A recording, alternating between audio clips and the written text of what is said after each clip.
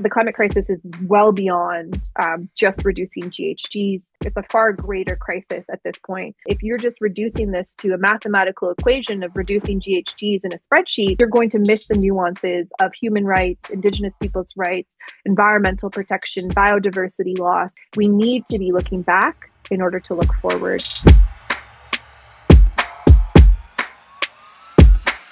Welcome back, everybody. Rich Raker, founder of Collective Responsibility, here today with another episode of the Sustainable Ambassador Podcast. Welcome back, everybody. Rich Raker, founder of Collective Responsibility, here today with another episode of the Sustainable Ambassador Podcast. Through this podcast, I'm speaking with sustainable professionals around the world about the work they're doing to solve the challenges they see in their environment, economy, communities, and societies. And today, I'm really excited to have Eriel Deranger, who is the president and co-founder of the Indigenous Climate Action, an organization formed in 2015 to address the gaps between lived experience of Indigenous peoples and the policies and strategies being developed to address climate change. She's also the leader of the newly founded Woven Project, which weaves global Indigenous communities together to build an integrated, coordinated climate strategy. So with that, Eriel, thank you very much for taking the time to join us. It's really great to have you. Thank you so much for having me today. I'm really excited for the conversation. All right, so the starting point, we'd like to ask, who are you and what is the work that you're doing? So I really like to introduce myself in my language in a formal introduction. So iklanete, Denes Waklaneta, Eriel Deranger, Deranger Betsini Hisli. So my name is Eriel Deranger, which means Thunder Woman in my language, which is Denes Waklane. And I come from the community of Athabasca Chippewan First Nation, which is located in the Treaty 8 territories of Northern Alberta. And I'm a mother and an artist and an entrepreneur of nonprofit social justice work. So how did you come into this work? Like not just in terms of the organization itself and how it was founded, but the people that you're working with, the issues that you're trying to achieve on, like what was the background to that? There's how ICA happened, but how I got into the work was really organic. So I'm a product of what they call AIM babies, or American Indian movement. So my parents met via the American Indian movement in the 70s. And so, just that story alone indicates that I come from a background of social justice and activism. And my parents they were very involved in the US geopolitical politics with American Indians, and they moved to Canada. My mom was American, and they moved to Canada in the 70s to occupy my dad's traditional territory in northern Saskatchewan. So our territory spans northern Alberta, Saskatchewan. And they did this to protest against the proposed uranium mining in the 70s. So my life literally began as part of a protest. So my sister was born there, and my family was forcibly removed when my mom was literally about to give birth to me, not the date, but like within weeks of the due date. My family was forcibly removed from our traditional territory by armed security, and we had to move into the city centers. And so in 1979, the year I was born, my family moved into the city centers, but my family's fight didn't stop there. And so my parents were very deeply involved in advocating and working to advance the rights of not just our community, but the Indigenous peoples like within sort of North America or Turtle Island. And so my life was really about meeting Indigenous peoples and hearing about all of the different struggles of Indigenous peoples across Turtle Island in North America, and really sort of grounding myself and understanding how colonization had led to the appropriation of our lands and territories that led to the destruction, decimation, and contamination. For a long time, I didn't actually connect those two things together with climate and environment. It was really about rights and rights to land and territory. Move forward a few years, got involved in the environmental movement with different organizations. And what I found in that time in the early 2000s was that there were no real Indigenous-led environmental organizations in Canada. And I realized there was a huge gap and really felt the need to address that. And I was working with other Indigenous peoples that are co-founders of the organization that were in their own battles to challenge expansion of oil and gas and pipelines and things through their territories. And I was working for my own community, the ACFN, or Athabasca Chippewan First Nation, and realized that there were so many communities that wanted to build campaigns, but they didn't trust or want to work alongside white NGOs because there was a misunderstanding or or a lack of understanding really of how Indigenous rights played was a powerful tool and a catalyst in advancing protection for land and territory and a way to combat and reduce emissions. And so it became like a learning lesson for people. So it wasn't easy. And so that's really like how the tenets of ICA was born, was out of a need that stems from how I was raised. Okay, so I'm gonna pull you back a little bit because I have to cut these up a little bit. So you had a real, I mean, a personal story to this, personal connections, your land, your family. How did you, I mean, you go through that and you graduate high school. I'm assuming at some point you're looking at college. I'm not sure. Like, what was the start of this as a career? Like, was it you go through it, you're raised in this. I mean, it's a lived experience. Did you then take it and go study it and then I'm going to be a an advocate or I'm going to go work for a nonprofit or was Yeah, so I went to university and I was studying political economy. I got an internship at the FSIN, Federation of Saskatchewan Indian Nations, working as a research assistant for specific land claims and treaty land entitlement. And so that was really looking at how Canada had breached various aspects of treaty agreements. And those treaty agreements led to what they call land claims or specific land claims and treaty land entitlement. So I did a lot of like weird calculations on trying to figure out like what was owed to communities based on census, and it's very technical. And I actually became really frustrated with how our political economic systems globally are contingent upon resource extraction and selling, buying, selling, and trading commodities into global markets. And globalization being a huge catalyst in building the global economies we live in has, some people will say a lot of bad and some pros. And some of those bad aspects of it is that it requires governments and to really figure out like what are their resources they're selling and to market them and to be competitive to sort of dominate markets. What I found through studying political economy was that we weren't just creating geopolitical systems that were contingent on economic systems, which are contingent on resource extraction. These systems were also contingent on appropriating and taking Indigenous lands and territories. And this led not just to governments, colonial governments being the superpowers, it led to the degradation and disenfranchisement of Indigenous peoples from being able to advance rights over their lands and territories. And those territories continue to get smaller and smaller over time. And I also realized that we weren't just commodifying resources like trees, oil, gas, corn, coffee, all the global commodities we think of, but our entire system and structure was built off of commodifying people. And that came through academic high achievement in academia, like how many letters do you have after your name, so on and so forth. And what I also saw was that my own people in my community that held a wealth and depth of knowledge of our landscapes, whether that is talking about our river systems, species management, all the different flora and fauna, and the intimate relationships that they had with these. Like these, I'm talking some of the best navigators without using GPS, some of the best like that could understand what a water system was doing just by observing it over a course of a day or two without modern technology.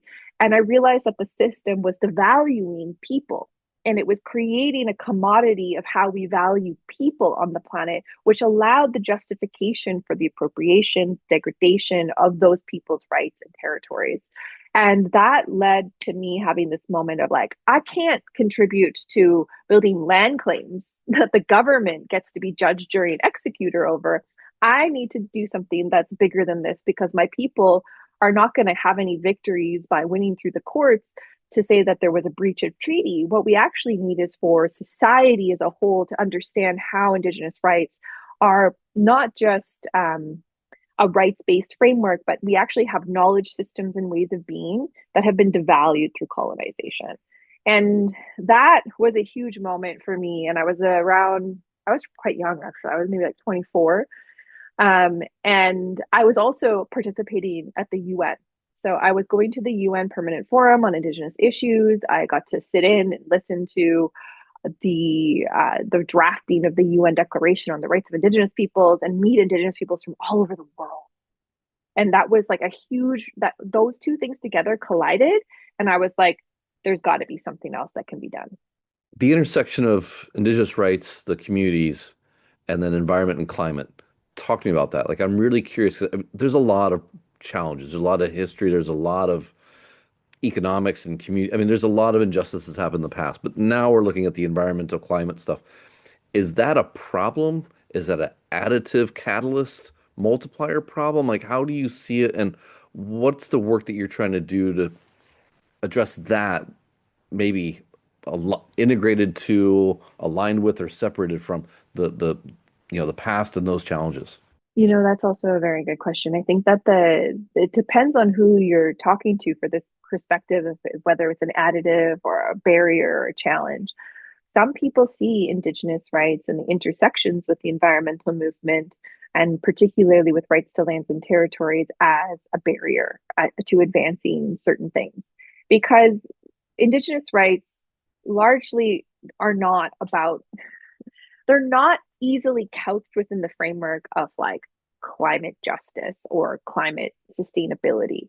They are couched in reinstating our rights to govern ourselves, our lands, our territories within the structures that we so determine. And that is defined under the bare minimum standards for upholding the rights of Indigenous peoples were passed by the UN Declaration on the Rights of Indigenous Peoples in 2007. And that declaration defines the bare minimum standards for upholding the rights of Indigenous peoples. That's a rights to our own governance structures, education systems, rights to for basically how we operate within our lands and territories and accessing those lands and territories. So it's the only sort of international declaration or instrument that kind of weaves within it. Well, it has two unique properties. One, it was not done by states, it was done by Indigenous peoples from those regions. And so that first is this really interesting step in recognizing the sovereignty and autonomy of Indigenous peoples to define our rights ourselves. Secondarily, it is a declaration that weaves not just the individual human rights that we have under the that we all have under the Universal Declaration of Human Rights, but it looks at our collective rights, and not just collective as peoples with the S on the end, because that's an important aspect of this that they fought for, but our collective rights and our interrelationships with the natural world. Now, this is a very interesting aspect because it's inseparable for us to have the rights of Indigenous peoples and protection of the environment. Whereas in sort of classic environmentalism, and even within, as I go back to the beginning, studying political economy, the environment is over here. Like that was one of the things I remember talking to my advisor. I said, I'm frustrated by these geopolitical economic systems because they require us to destroy the land. And if we destroy the land, we're actually leading not just to the destabilization of political systems, we are leading to potentially destabilizing economic systems and ultimately destabilizing the entire planet for all of human life. And she's like, it sounds like you want to go to the environmental sciences. And I was like, I don't. I want it as all one thing. And so looking at Indigenous rights movements, they weaved it all together. It was about our economic rights. It was about our rights to the lands and territories. It was about our relationship with those lands and territories and responsibilities. And that is this unique aspect that it becomes inseparable to try to create these different silos of work where it's easy for us to be like, well, the economy is the most important thing. Well, the economy is actually hinged upon healthy environments. But we live in a world that, like, I'm sure you know this, exponential growth, extraction of resources, political and economic power and gain. And that is not what Indigenous peoples are advocating for. We're advocating for the return of lands and territories to reinstate our interconnected relationships and our roles and responsibilities. Some Indigenous peoples call this natural law. So moving back towards natural law. And is this a hindrance or something that could advance? That's a huge question. And those that want to expedite and fast track climate solutions see this as a hindrance because they're like, well, we'll deal with this afterwards. But the reality is dealing with Indigenous rights afterwards is the way we got into this problem in the first place. And so we have to look at that in a more detailed and refined way, because some people think that this is another obstacle that we have to overcome, whereas people see this as a way to ground us in reality of that inseparability that actually exists. So there's a couple things when you're speaking through that are pinging around in my head. And the first one is this kind of reminds me of regen and permaculture, how that came to be the last 3 to 5 years, like the thing that we all needed to do. Like people realized that a key to actually restoring or solving the problems that we're facing is actually restoring the land. Now, they're using, I'm sure, very different terms, techniques, the way they involve people and culture and history, vastly probably different because they're very much looking at this from a technical side. But I think that's also because they're coming from a place where they're not connected to the actual groundwork. They are coming from, let's just call it from a place that's, where it's intangible, where all these ideas sound good to solve a problem that they don't fully understand. And that gets me to the second part, which is one of my core issues with the sustainability movement is often the lack of understanding or consideration for human impact as part of this. Not just like the human impact. I mean, they talk about the Earth's going to be uninhabitable. We're all going to burn up in a flame. That's like they can't speak to real nuance and like how it impacts individuals. But then when they're talking about the solutions, they don't talk about the impact and the ability to work with people as well. So I feel like there's this huge disconnect that's always been true, even within our own space of trying to solve these problems. And it just keeps pinging around in my head, like when you're saying that, like yes, like these disconnects do exist, and the integration is where the solutions and mitigations are. Um, which leads me to like the work that you're doing. ICA co-founder, the current work Woven Project. Like, how are you working like through these organizations, through these projects? How do you address that disconnect? How do they come into the picture? Yeah, so I'm glad you asked that question, because I think the reality is that for a really long time, got to get a job with Rainforest Action Network, did some work with Greenpeace, did some work with Sierra Club, worked alongside all of the big greens in North America, and found myself working for my community. And there's a reason why. There's a reason why I went from working within the systems that be environmental movement, climate justice movement spaces, to working directly with my community. One, fatigue.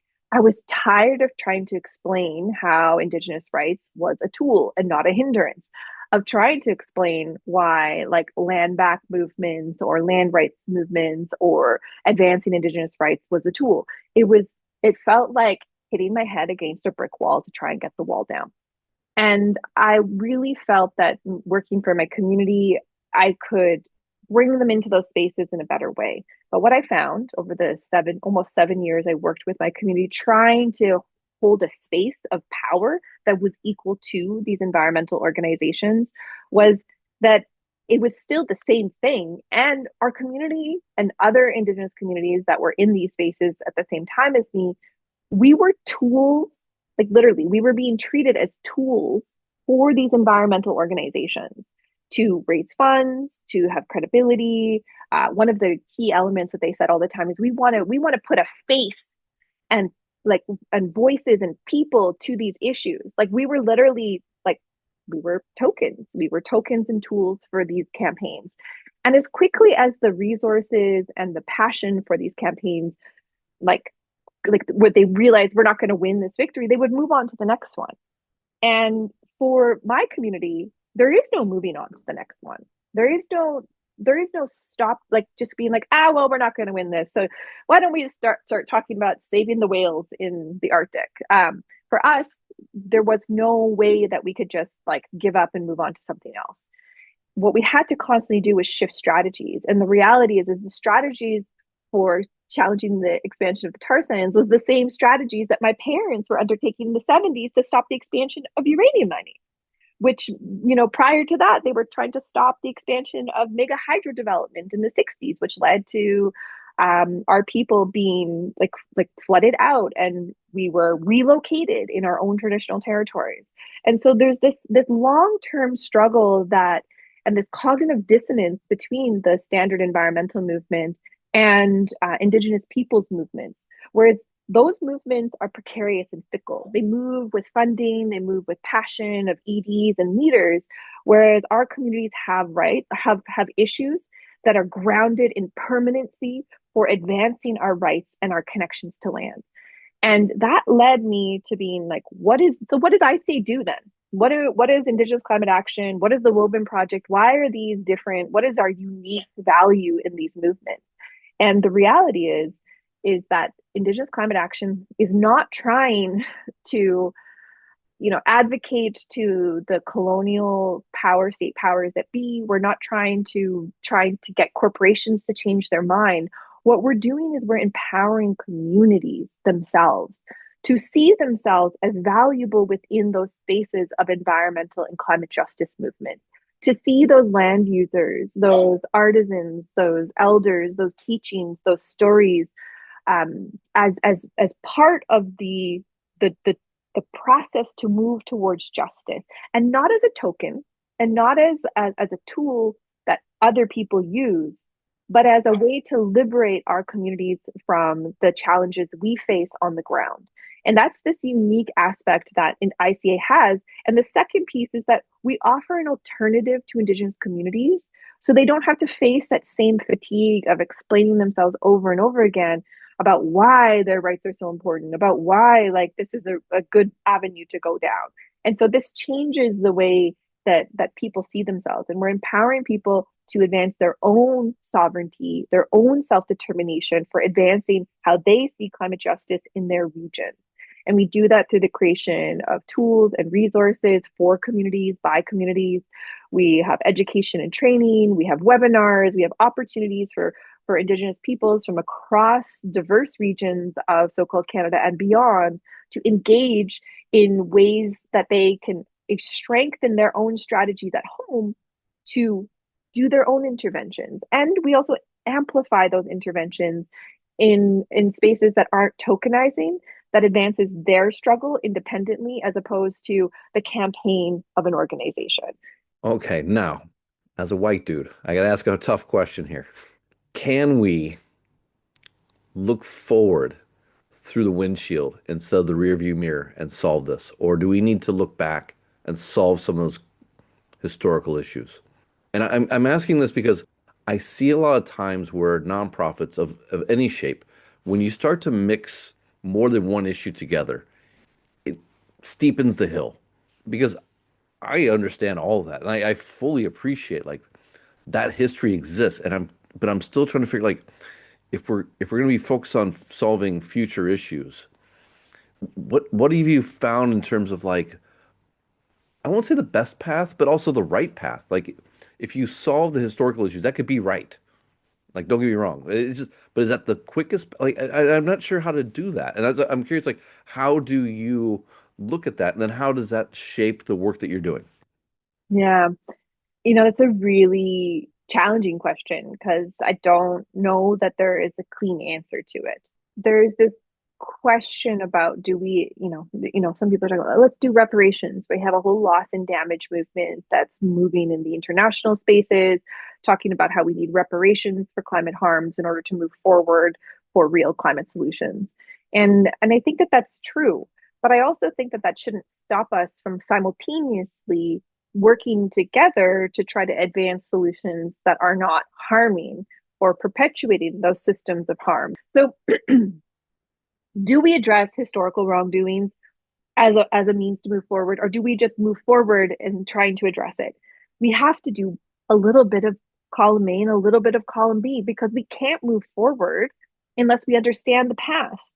It doesn't necessarily mean we have to fix the past, but if we don't understand the mistakes of the past, I mean, how do you learn you learn to ride a bike by falling over and over and over again. And there's this misconception that decolonization is the job of those that have been oppressed. But decolonization requires everyone on board. It requires those that have held those highest levels of power and privilege to examine those structures. And it means deconstructing those systems and rebuilding them on a system of equanimity and understanding the levels of differences and diversity.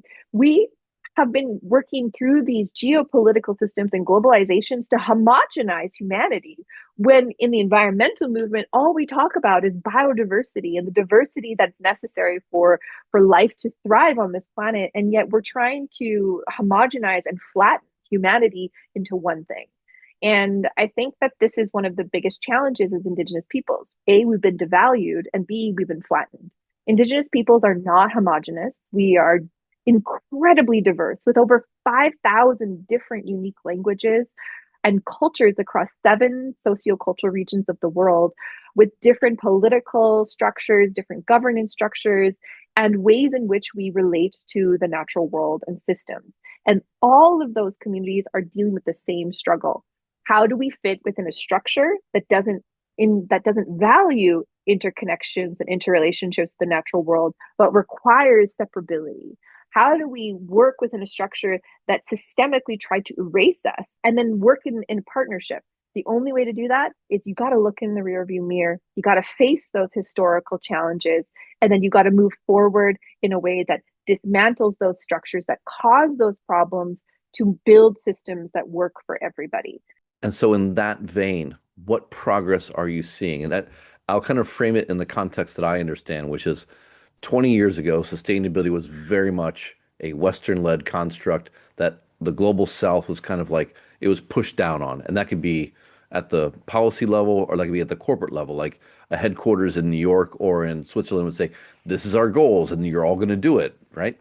But now I'm actually starting to see where actually it's led by local communities, local nations, local economies who have said, who, I mean, you'd use the word empowered. I'd also like they've whether it be through awareness and education, it be through economy and whatever, like they have found their voice and they've said, look, these are our issues and this is where our lines are and this is where we can work together, but this is where we're going to work on our own and these are the resources that we need from you or these are resources we have to get. Like there's a strength there that I'm seeing in Asia. I can't speak for the world, but within Asia, I see that more and more. It took 20 years. I'm sure there's more time required. And in that sense, like what's the progress that you've been seeing within this issue? And on what timeline are we talking about here? Because I can almost feel like in a generation, and I'm sorry that it takes that long, but I can almost feel like in a generation, a lot of these issues will be closer to being addressed than they are today. Some will be hopefully addressed fully. Some will kind of be partway there. I just feel like we're making progress. It's just not coming fast enough. And I'm curious like how you view that. And does that give you a sense of urgency and hope every morning? Or is that like, God, like, come on, people? It's so funny because I think that one of these mantras that I have is like, we got to hurry up and slow down. The reality is that we're in this space where we're in this time crunch to figure out how to move forward. But sometimes moving forward really quickly requires us, once we get to that place of moving forward, we got to be intentional and slow down a little bit. And that's really hard in the face of the urgency of the crisis that we're in. And I think that, it's really interesting. You're like, it's going to take a generation. And, that's a lot longer than I think we want to talk about. But I think that there's this hubris of humanity to believe that in our lifetimes we're going to create the change. Whereas the humility that exists within Indigenous cultures is that change can happen over multiple generations. We talk about seventh generation thinking, that it's not about what we do in this generation can be like that drop that ripples out further and that creates those catalysts of change that move forward. We have seen massive amount of change in a very short amount of time, in my opinion. What we saw in post 2007 is that environmental movements, we saw within the UN FCCC, which talk about slow, over 30 COPs, and we've done nothing to reduce global emissions. What we saw is post 2007, not to say that Indigenous peoples were not actively involved in 7, but after 2007, what we saw is a marked increase of seeing and recognizing Indigenous peoples within UN fora and forums outside of the permanent forum on Indigenous issues where the declaration was created.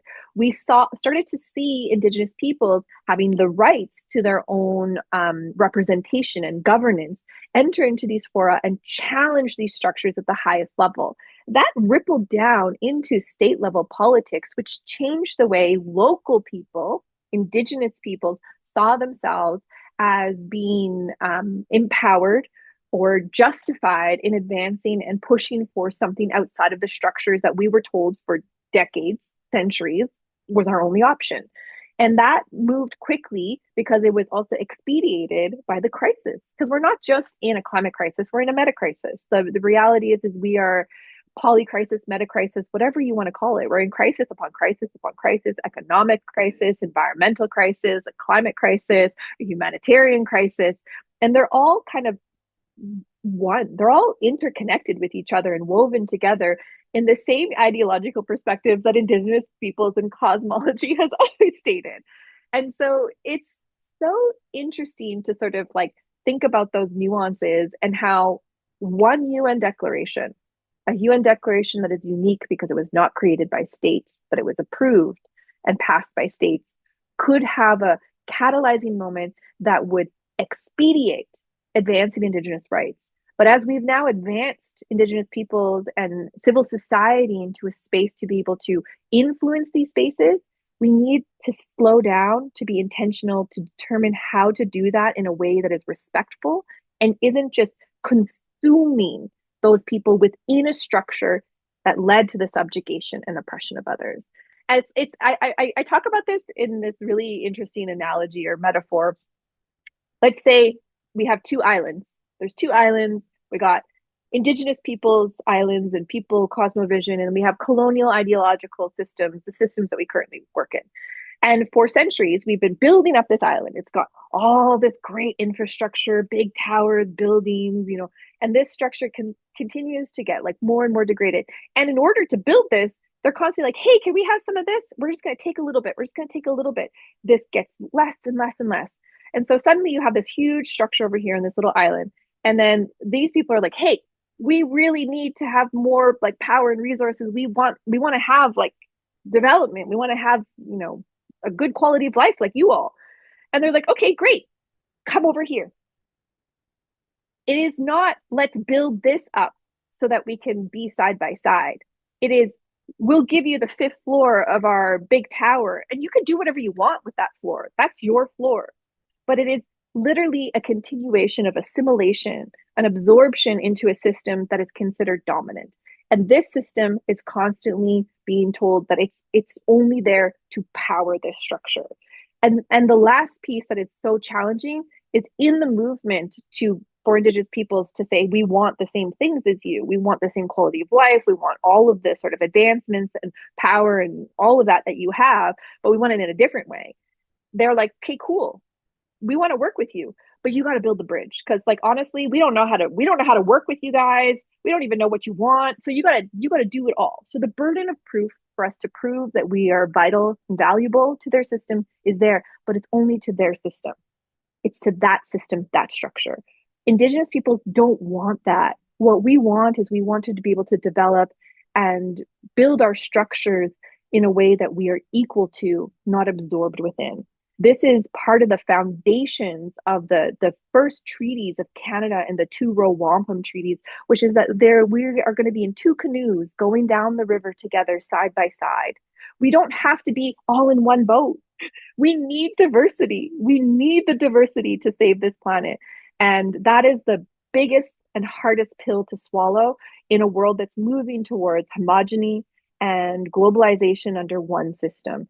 What we need more than that is we need those regional, bioregional structures and systems and governance that determine how we govern ourselves here in those structures that works with the systems as opposed to against them to power another space over here. That is the challenging thing that Indigenous peoples face and that those in power don't want to do because it would require this system over here, the big developed system over the last 500 years, to give some of their resources over here.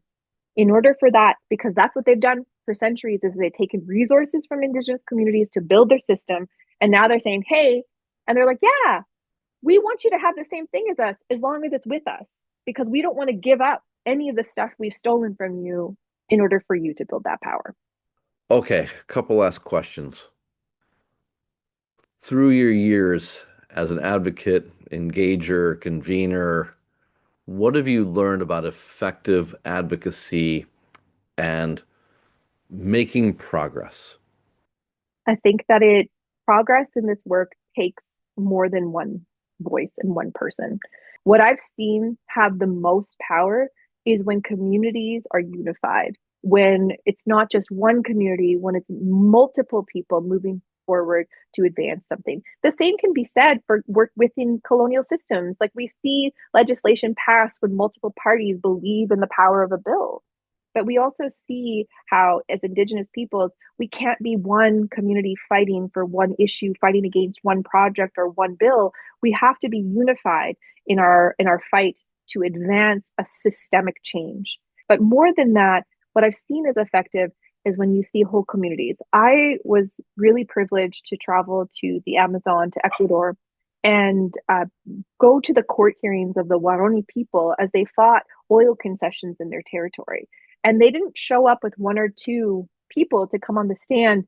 Entire villages, I'm talking hundreds of people from the villages who didn't speak Spanish, who only spoke their indigenous language, showed up and filled the court halls and outside of the court halls.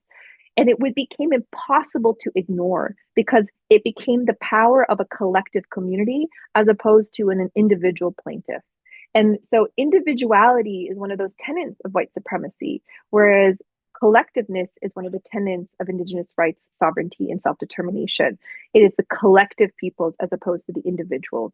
This is where we see the power and the catalyst of change. It's how we move together to bring our collective ideas together to build strength, to empower us to move forward towards justice and towards equality. And that stops this and eliminates like who's better than, who has more wealth than, who has what and who has less than.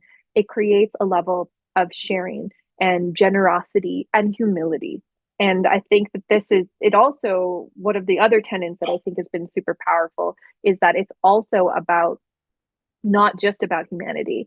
Indigenous peoples and our cosmological ideologies are rooted in interconnections and inseparability from the natural world.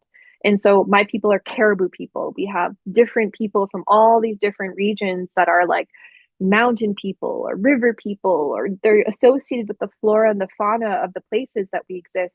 And that collectiveness isn't just about collectiveness of people, but collectiveness of who we are as a species on this planet. These are the things that advance and move us forward in a way that is so counterintuitive to those European colonial structures that we sort of operate under right now.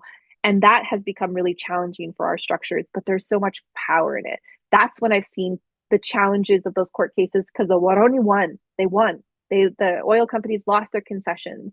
I've also seen this manipulation of not manipulation, but this utilization, rather, I should say, utilization of those mechanisms like the UN Declaration, the treaties, constitutional rights in the country as a way to assert and advance sovereignty and self-determination. And those have led to actionable solutions by communities. And I want to say this because it's a sustainability podcast. People are like, well, what do those solutions actually look like then? Like, can you tangibly say how Indigenous rights have led to climate solutions? So many. But some of the most stark ones for me is in 2021, Indigenous Climate Action, Indigenous Environmental Network, and Oil Change International released a report called Indigenous Resistance to Carbon. And this report looked at Indigenous land defense movements across Turtle Island or North America, and not all of them, just the highest profile ones that they could like find media hits and reviews on. They looked at the projects they were challenging. They looked at the history of those projects, how long they were, and they looked at the emission profiles of each of those projects to calculate. And they looked at victories and ones that were currently still in sort of a battle. And they found that if all of the projects were victorious, like all of the Indigenous communities won against stopping these projects, that the emissions that would be avoided and mitigated from Indigenous land defense movements in Turtle Island was the what equated 26% of the combined emissions of the United States and Canada in 1 year. And so we can see the notable avoiding and mitigating of emissions. But on top of that, we're talking about the revitalization and the reclamation of ecosystems, which are necessary for increased carbon sequestration. And you start to see a complete picture of how culture revitalization, language, and pride in who we are moves towards a train of fighting for the protection, which mitigates emissions, increases biodiversity, and increases the quality of life for not just Indigenous peoples, but for all people. For all people. All right, last question. You mentioned that it all comes through community, but community are built through individuals. You have a young 22-year-old who's coming out of school, studied IPE, done some advocacy work, like really on message, really on mission. How can they get involved? Like, what are two or three tips you give them to turn that fire inside them into action, into a career where they can look back after 20 years ago, wow, we made progress? I think I'll use your analogy. Do they have to look in the rear view or keep driving forward? I think they need to look in the rear view.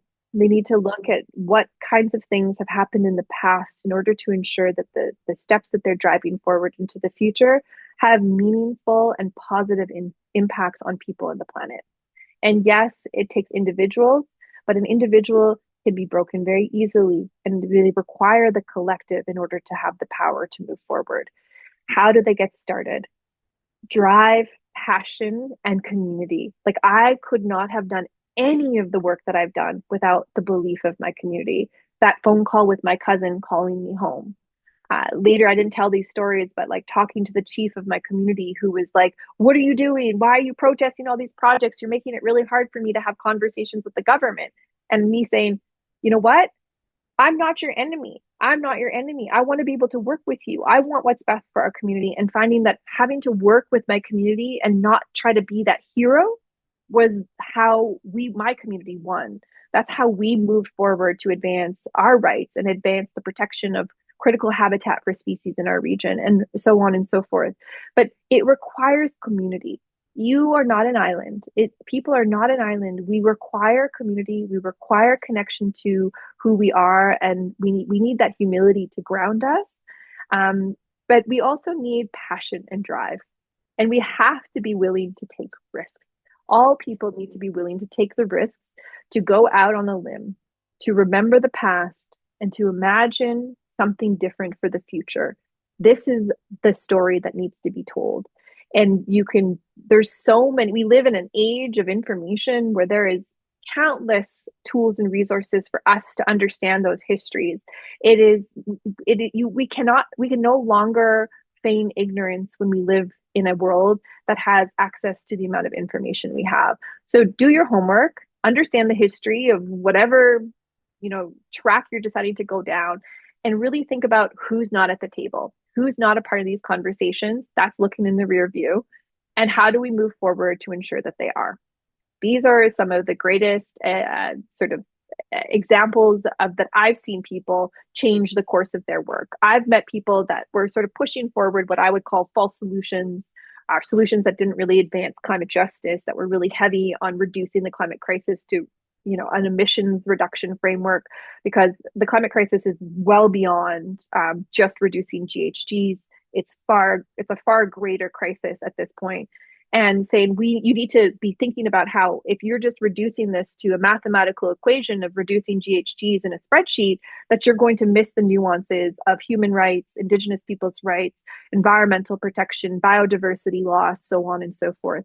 We need to be looking back in order to look forward in a good way. And we need to be willing to call out. You need to be able to speak up, and we can't be afraid to take risks.